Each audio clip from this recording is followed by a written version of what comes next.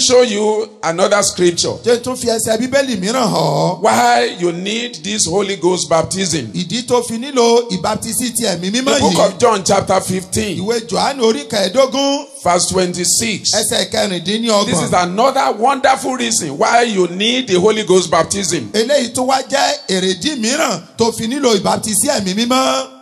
John 15:26. Jòhánù orí kẹẹ̀ẹ́dógún ẹsẹ̀ It says, kẹrìndínlọ́gbọ̀n. when the Comforter is come, Ṣùgbọ́n nígbà tí olùtùnú náà bá dé, whom I will send unto you from the Father. ẹni tí èmi ó rán sí yín láti ọ̀dọ̀ bàbá Can wa. you imagine? The Holy Spirit is the third person of the Trinity. Ìjàre níbi pé ẹ̀mí mímọ́ ni ẹnì kẹta nínú mẹ́ta lọ́kan. When you receive the Holy Ghost baptism, you are baptized with deity. Ìgbà tó bá gba agbára ẹ̀mí mímọ́ mẹ́ta lọ́kan ló gbénú You rẹ̀. have the creator of the universe living on the inside of you. O ní ẹlẹ́dàá gbogbo àgbáláyé tó ń gbé nínú rẹ̀. He said, when the Comforter, I love the way Jesus described him. He is coming not to condemn you, not to finish you, not to put you down. He is coming to encourage you. He is coming to comfort you, to minister to you. Ó wù mí bí Jésù Kristi ti ṣe ṣàpèjúwe rẹ̀. Ẹ̀mí mímọ́ yìí kò sọ pé onídàájọ́ ni fún ọ, kò sọ pé ẹni tí ó dá ọ lẹ́bi ni, kò sọ pé ẹni tí ó gbé ọ yílẹ̀ ni, ṣùgbọ́n ó ń bọ̀ wá láti tù ọ́ nínú. When you have problem with your finance, Ìgbà tí ìdààmú owó bá bá ọ, with your health, tí ìlera dá ọ when láàmú, doctors come with bad report, táwọn dókítà wá tán fún ọ ní there èsì is this ìbànújẹ́. supernatural searching of God's strength on the inside Ìtùnú àti ìbújáde agbára Ọlọ́run ká tinú rẹ̀ wá. that will just bring comfort. Èyí tí ó mú ìtùnú I wá. assure you, you are going to pass through. Yóò fún ọ ní ìdánilójú You are pé wàá going làájá, to overcome. pé wàá borí rẹ̀. He said, when the Comforter is come, Ó ní nígbà tí olùtùnú náà bá dé. whom I will send unto you from the Father, Ẹni tí èmi ó rán sí yín láti ọ̀dọ̀ even bàbá. the Spirit of truth, Àní ẹ̀mí òtítọ́ ni. the Spirit of truth, Ẹ̀mí òtítọ́ which proceeded from the Father, títí ọ̀dọ̀ bàbá wá. he will testify of me. Òun náà ni yóò jẹ́rìí mi. Put your hands together for the Lord Jesus Ẹ̀yà Christ. àpàtẹ́wọ́ ńlá fún Jésù. This is wonderful. Eléyìí jẹ́ ìyanu. This Spirit of God, when you are baptized with the Holy Ghost, Ẹ̀mí Ọlọ́run yìí nígbà tá a bá baptisi rẹ̀ and this nínú rẹ̀. Spirit begins to function on the inside of you. Tí ẹ̀mí yìí ń ṣiṣẹ́ nínú rẹ̀. You know, one of the ministry he will perform in us is to testify of Christ. Ọ̀kan nínú àwọn iṣẹ́ tí ó ṣe nínú ayé wa ni pé yóò máa jẹ́rìí Kristi. He will reveal the finished work of Christ to you. Yóò fi iṣẹ́ tí Kristi ti ṣe parí, yóò fi hàn ọ́. This is amazing. Eléyìí jẹ́ ìyanu. Revealing Christ Yóò fi Kristi hàn ọ́. to us. Yóò fi Kristi hàn wá. Revealing Christ to us. A fi Kristi hàn wá. Praise the Lord. Hallelujah. I say praise the Lord. Ó ní ẹ kí hallelujah. You know, many of us do not know Christ as we ought to know him. Ọ̀pọ̀ wa a ò mọ Kristi bó ti yẹ ká mọ̀. What the Holy Spirit does is that he focuses your attention on Christ. Ohun tí ẹ̀mí mímọ́ ń ṣe ni pé yóò dojú rẹ̀ kọ Kristi. He will begin to unfold to you who you are in Christ. Yóò bẹ̀rẹ̀ sí ní sípayá hàn ọ́ irú ẹni tó jẹ́ nínú Kristi. When you are sick, Ìgbà tó bá ń ṣàìsàn. he will remind you that by his stripes you are healed. Yóò rán ọ létí pé nípa ìná rẹ̀ àti mú ọ lára dá. So rather than focusing on what the medical doctor is saying, Kàkà tó o bá fi mọ wo ohun tí àwọn oníṣègùn sọ. that will cause fear to come into your heart, Èyí tí ó mú àyà rẹ fò. that will cause worry to come into your soul, Èyí tí ó mú ìdààmú wá sínú ọkàn ẹ. that will cause hopelessness to paralyze your life. Èyí tí ó jẹ́ kí àìní ìrètí kó ba ayé rẹ So jẹ́. he focuses your attention, your eyes on the finished work of Christ. Ẹ̀mí mímọ́ yóò dojú rẹ kọ iṣẹ́ tí Kristi ti ṣe parí. When you have financial need, Ìgbà tó bá nílò it owó, will point you to Christ. yóò tọ́ka rẹ sí Kristi. That all your needs shall be supplied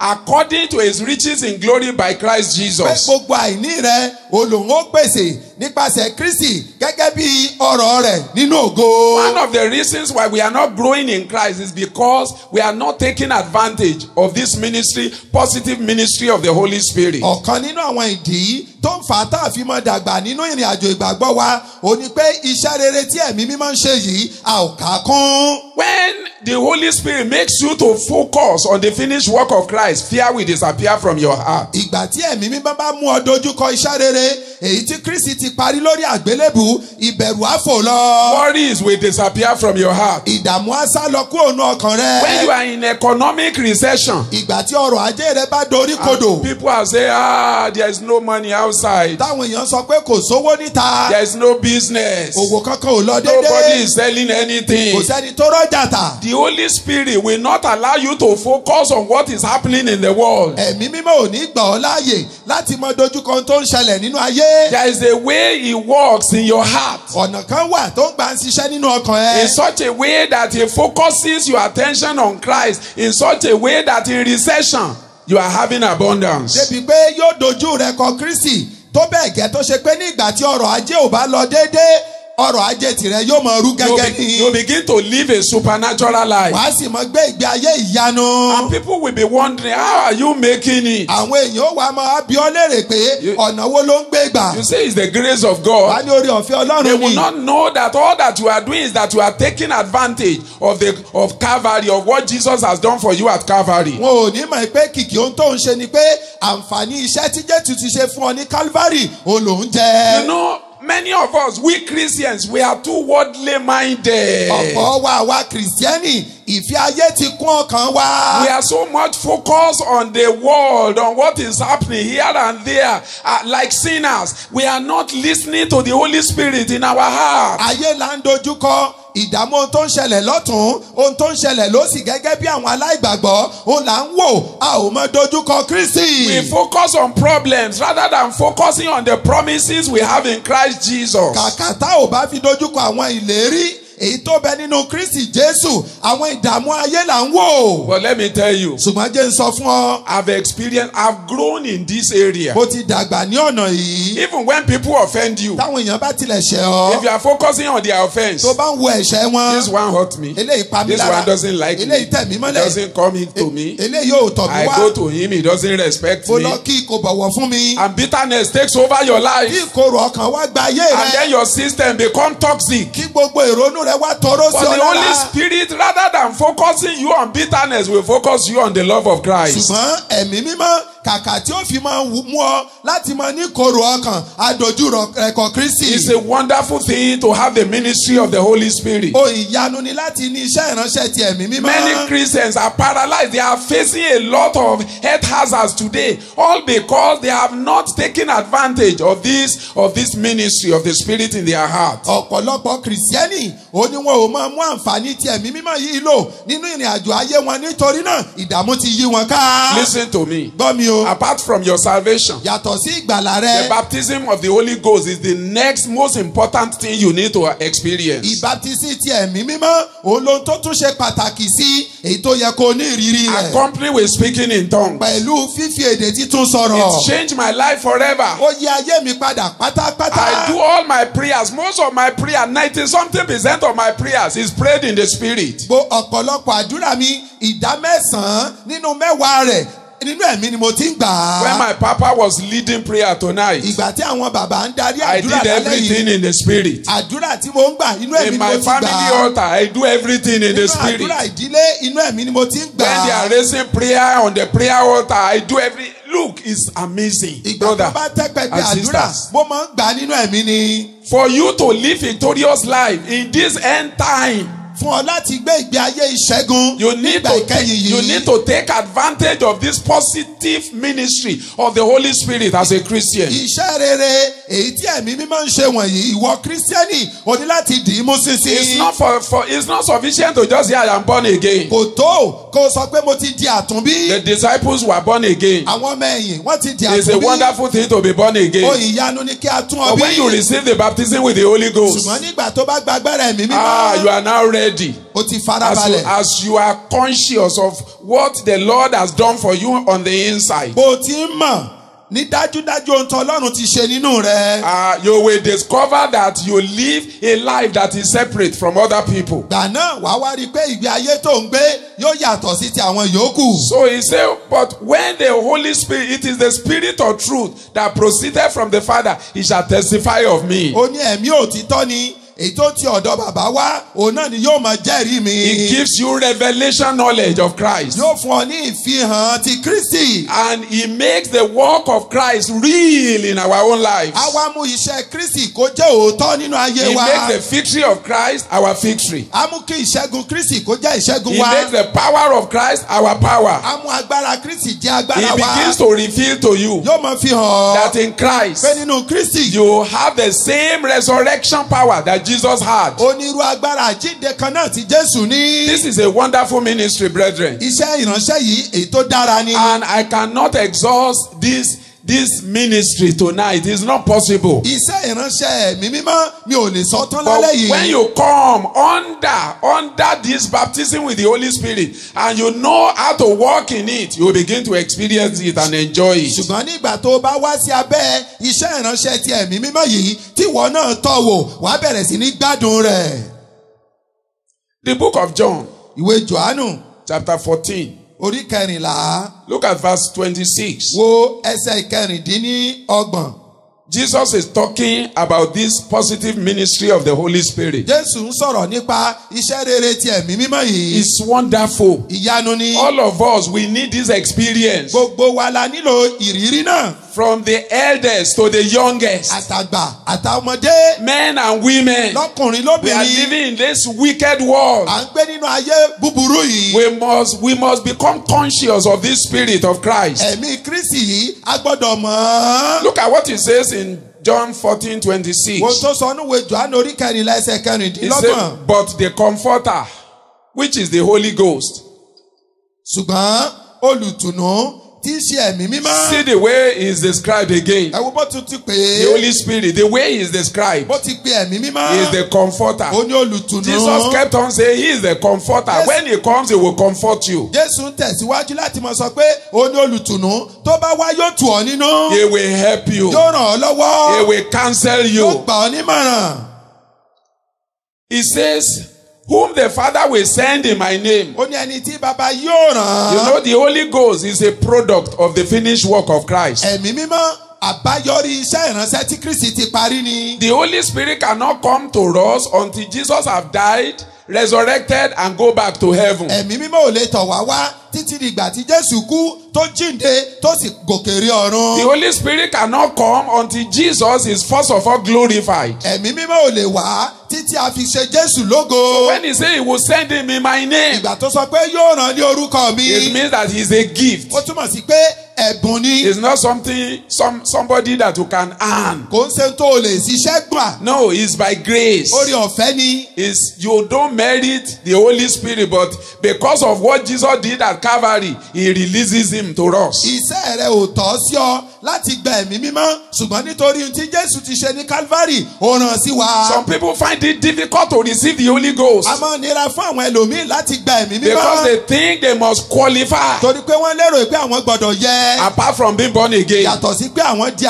àtúnbí. think that they must qualify. Wọ́n lérò pé àwọn gbọ́dọ̀ yẹ. None of us can ever qualify for the Holy Ghost. Kò sí ẹnikẹ́ni nínú wa tó lè yẹ láti The gba man ẹ̀mí who mímọ́. qualifies you and me is Jesus. Ẹni tó ka ìwọ àtẹ̀mí yẹ òní Jésù. He paid for it on the cross. Ó san gbèsè rẹ̀ lórí And when he àgbélébùú. arose to the Father, the Holy Spirit has to come. Ìgbà tó jíǹde lọ sọ́dọ̀ bàbá ẹ̀mí mímọ́ ní láti tọ̀ wá So wá. don't think it's difficult. Wọ́n lérò pé ó nira. No, not at all. Rárá. In fact, the Holy Spirit, if you see, you understand the nature of the Holy Spirit is so awesome. Tó bá mọ ìwà àti ìṣe ẹ̀mí mímọ́ ó jẹun ìyanu. It's just waiting now to rush into your spirit Ó dúró dè ọ́ láti sáré wọnú ẹ̀mí and to rẹ̀. baptize you from inside, Kó sì baptisi rẹ̀ láti inú. outside. Kó fi hàn níta. Glory be to God in the highest. Ògo ni fún Ọlọ́run So he lókè said, the ọ̀run. Father will send him in my name. Ó ní bàbá ó rán ní orúkọ mi. He shall teach you what? Òní yóò ṣe kí ni? He will teach you all things. Yóò kọ́ yín ní ohun gbogbo. Put your hand together for the Lord Jesus Ẹ Christ. pàtẹ́wọ́ fún Jésù. Can you see the necessity of baptism with the Holy Ghost here? Ìjọ wá rí pàtàkì baptisi ti ẹ̀mí mímọ́. When the Holy Ghost comes, Ìgbà tí ẹ̀mí mímọ́ bá he dé. has a positive ministry. Iṣẹ́ rere ló ń ṣe. He will teach you all things. Yóò kọ́ yín ní ohun gbogbo. All things is all things. Ohun gbogbo. This is amazing. Eléyìí yani lẹ́nu. You see, this is why we need him to live in the miraculous Ìdí ni ìta fi nílò rẹ̀ ká bá lè mọ gbé ìgbé ayé ìyanu in every area of our ní lives. gbogbo ọ̀nà ayé wa. When it comes to Bible study, he will teach you. Tó bá ṣe ẹ̀kọ́ Bíbélì ni yóò kọ́. There are some portions of the Bible that I've read and wondered. Àwọn ẹsẹ̀ Bíbélì kọ̀ọ̀kan wà tí mo ti kà tó yà mí lẹ́nu. And I pray. Mo wá gbàdúrà. And I see answer will come later on. Màá ní èsì ó sì wá láìpẹ́. Sometimes it may take 1 year, 2 years. Ìgbà mìíràn ó lè tó ọdún kan tàbí ọdún méjì. But one day or the other, the Holy Spirit will bring the understanding. Ṣùgbọ́n dájúdájú lọ́jọ́ kan tàbí ẹ̀mí Ọlọ́run á mú òye rẹ̀ wá. He will bring a revelation to your heart. Yóò mú ìfihàn rẹ̀ wá sí ọkàn ẹ. He will teach you all things. Òní ó kọ́ ní ohun gbogbo. He will begin to unfold the Bible to you. Yóò bẹ̀rẹ̀ sí ní tú Bíbélì hàn. Let me tell you, Jẹ́ sọ the fún ọ. natural man cannot understand the things of the Spirit. Ènìyàn ẹlẹ́ran ara ohun tí ẹ̀mí ò lè yé ọ. You can't understand it with your peanut brain. Ọpọlọ wa tóńtóló yìí kò tó lè túmọ̀ rẹ̀. The Bible is not written for your physical man. The Bible is written for your spirit man. Bíbélì kò ń ṣe ẹran ara rẹ ni Ọlọ́run kọ fún ṣùgbọ́n ó kọ fún ẹni ẹ̀mí rẹ. And so when the Holy Spirit wants to help you, he unfolds it to your heart, to your spirit man that is born again, not to your brain. Nígbà tí ẹ̀mí mímọ́ bá fẹ́ ràn ọ́ lọ́wọ́ yóò tú àṣírí rẹ̀ àti ìtumọ̀ rẹ̀ sí ẹni ẹ̀mí rẹ̀ kò ń ṣe sínú ọpọlọ. Revelation knowledge is different from scientific information. Ìfihàn nínú ìmọ̀ ó yàtọ̀ sí ìròyìn èyí táwọn onímọ̀ ìjìnlẹ̀ sọ fún ọ. Revelation supersedes information. Ìfihàn ó tayọ ìròyìn. Revelation comes from your spirit. Ìfihàn tinú ẹ̀mí rẹ wá. As the Holy Spirit that baptizes you begins to unfold the truth of the words to you. Ẹ̀mí mímọ́ Ọlọ́run tó ti gbénú rẹ òní ó máa tú ọ̀rọ̀ rẹ̀ hàn. When you study the life of the apostles, tó bá kíyèsí ìgbé ayé àwọn àpọ́sítélì. before they were baptized with the Holy Ghost, they used to ask many questions. Kí a tó baptisi wọn nínú ẹ̀mí mímọ́ wọn a máa béèrè béèrè. Questions from the Bible. Láti inú Bíbélì. Questions from Genesis, from Exodus, but the moment they were filled with the Holy Ghost, they begin to answer the questions of the people. Wọ́n a máa béèrè béèrè láti inú Genesis, Exodus, ṣùgbọ́n nígbà kan náà èyí tí wọ́n ti gba agbára ẹ̀mí mímọ́ níṣe ni wọ́n ń dáhùn ìbéèrè. Some of you, when people are asking questions from you, ọ̀pọ̀ yín nígbà táwọn èèyàn bá ń bi ọ́ léèrè. you just black out. níṣe ni gbogbo rẹ̀ ó dàrú mọ́ ọ lọ́wọ́. But when you are baptized with the Holy Spirit, ṣùgbọ́n nígbà tá a bá baptisi rẹ̀ ní the Holy ẹ̀mí Spirit mímọ́. gives you understanding. Ẹ̀mí mímọ́ wá fún ọ ní òye. In our Sunday school, nílé ẹ̀kọ́ ọjọ́ ìsinmi wa. sometimes it baffles me Ìgbà mìíràn á yà mí lẹ́nu. how some people will just rise up and ask some very tough questions. Bí àwọn míì ti dìde tí wọ́n béèrè béèrè tó dojúrú. And as you are thinking as a pastor, how will I answer this? Mo ti ń ronú olùṣọ́ àgùntàn pé bò ní ti The Holy dáhùn. Spirit will just come and flush your heart and say, this is the answer. Ẹ̀mí mímọ́ yóò sì wá yóò kún ọkàn ẹ yóò sọ pé ìdáhùn nìyí. I want you to know, brethren, Ẹ̀yin ará mo fẹ́ kẹ́ ẹ for mọ̀. you to know things, to understand the Bible, Fún ọ láti lè ní òye Bíbélì. we need the Holy Spirit. A nílò ẹ̀mí He said he mímọ́. will teach us all Ó ní things, yóò kọ́ wa ní ohun gbogbo. even how to run your Ó business. tilẹ̀ ti ṣe òwò rẹ. If you are a mechanic, Bó bá jẹ́ mẹkáníìkì. if you listen to the ministry, positive ministry of the Holy Spirit in your heart, Tó o bá tẹ́tí sí iṣẹ́ rere tí ẹ̀mí mímọ́ ń ṣe nínú ọkàn ẹ. let me tell you, it will separate you from sinners who do not have the Holy Spirit baptism. Jẹ́ kí n sọ fún ọ pé yóò mú ọ yàtọ̀ pátápátá kúrò lọ́dọ̀ àwọn aláìgbàgbọ́ tí wọn ò ní agbára ẹ̀mí mímọ́. I know a mechanic in this town. Mo mọ mẹkáníìkì kan nílùú yìí. He was my friend before he died. Ọ̀rẹ́ mi ni kó tó kú. Anytime I carry my car to him, he will do it free of charge. Ìgbàkúùgbà tí n bá gbé ọkọ̀ mi lọ sọ́dọ̀ wọn, wọ́n á ṣe é láì gbowó. I remember one day they brought a car from the central bank. Mo rántí ní ọjọ́ kan wọ́n gbé ọkọ̀ kan wá láti ilé ìfowópamọ́sí They have gbogbogbò. tried everything to repair. Many mechanics has touched it. They didn't get results. Ọ̀pọ̀lọpọ̀ àwọn mẹkáníìkì náà ti tọwọ́ bọ̀ ṣùgbọ́n wọn ò rí ṣe. Very, very expensive car. Ọkọ̀ tó lówó ńlá lórí ni. When they brought the thing, Ìgbà tán gbé dé. he just stood by the car. Ṣe ló dúró And they lẹ́bàá told him ọkọ̀ all náà. the money they have spent. Wọ́n wá sọ gbogbo owó táwọn ti ná lé lórí. He just said, God will give me help to do this thing. Wọ́n ní Ọlọ́run ó ràn mí lọ́wọ́ láti ṣe I é. don't know what he touched. Tí o máa ń tán He fọwọ́ just kàn. went inside and did something. Wọ́n kàn lọ bẹ̀ náà bá fọwọ́ kan He kíní said, kan. let's drive it and let us see. Wọ́n ní ó yẹ wàá lọ ká The wò people ó. were looking at him. They said, what do you mean? Àwọn yẹn ń wò wọ́n wọ́n ní kí lẹ He ṣe said, kí lẹ ń sọ. try it. Wọ́n ní ẹ wàá wò They sẹ́. drove it. They came back. They said, is that all? Wọ́n wà wọ́n padà wá wọ́n ní sótán náà He nìyẹn. said, that's all. Ó ló ti tán. It's a small thing that took place there that happened there. Ohun kékeré ló ń ṣe é. So they say, how much are you going to take? Wọ́n ní èlò lẹ̀ ẹ́ gbà. He said, what will I take? Something that within 3 minutes, 5 minutes, go away. Ó ní kí ni mo wá fẹ́ gbà? N tí ò gbà mí ní ìṣẹ́jú márùn-ún ẹ sáà mọ́ lọ. They say, you don't know this is central bank. Wọ́n ní ẹ̀mọ̀ ní ilé ìfowópamọ́sí ìjọba àpapọ̀. You are not going to pay. We have spent a lot of money.